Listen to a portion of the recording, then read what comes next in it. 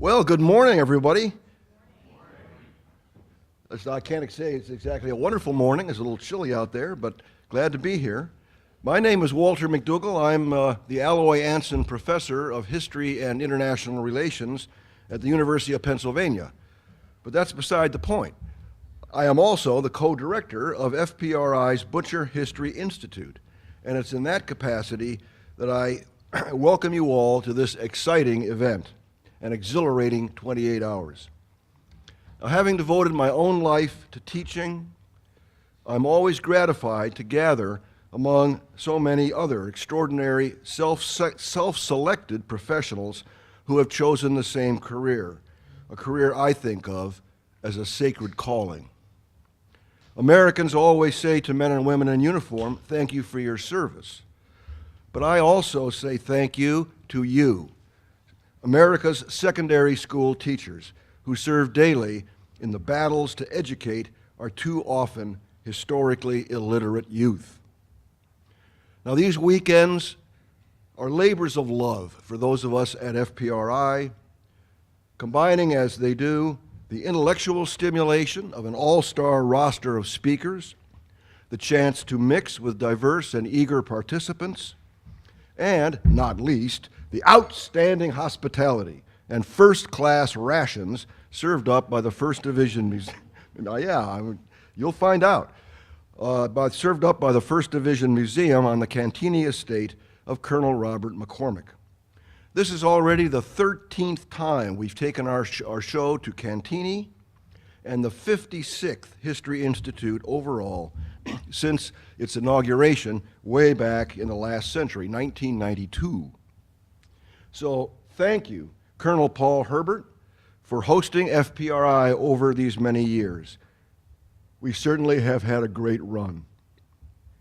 Thanks also to the FPRI staff, led by our president, Alan Luxembourg, Dr. Michael Noonan, the director of our National Security Program and the chief designer of this program, Paul Dickler, our retired APUSH teacher, who has contributed to all but one, he told me this morning, of our 56 FPRI History Institutes, and thanks also to Rachel Hemler, our super efficient events coordinator. Now, our subject this weekend is inspired by the new wing of the museum, which features the varied missions of the U.S. Armed Forces and the 1st Infantry Division in particular since the Vietnam War. Those missions have included conventional warfare, deployments designed to deter potential enemies, counterinsurgency and counter-terrorist operations, peacekeeping and humanitarian assistance, and military training and equipping of allied forces. Clearly, the distinction between wartime and peacetime, once taken for granted by Americans, no longer exists. We, as citizens of a democracy, may argue whether this or that policy to deploy our armed forces in harm's way is prudent or imprudent. But it's been obvious since the Cold War broke out 70 years ago that the line between war and peace has become thoroughly blurred, with the result, incidentally, that the executive branch has expanded its power and freedom of action enormously at the expense of the Congress. The Congress, in fact, surrendered its constitutional right to declare war in 1950 with the Korean conflict. It wasn't a declared war.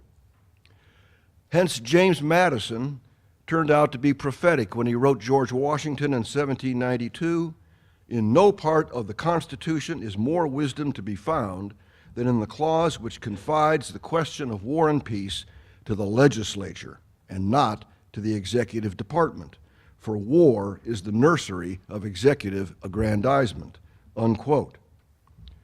But for our purposes, an even more telling quote is this from the ancient historian Livy. Quote, "From its humble beginnings, Rome has grown great, and now is overwhelmed by its greatness." The responsibilities of the U.S. Armed Forces today are indeed overwhelming. And yet Rome survived greatness for centuries, because the legions who bore the burdens of empire performed their manifold military and civilian duties with high standards of discipline, loyalty, patriotism, training, and service. We may imagine the Big Red One a kind of latter-day legion, whose men and women are like centurions, doing whatever their government asks of them, today, tomorrow, and the day after tomorrow.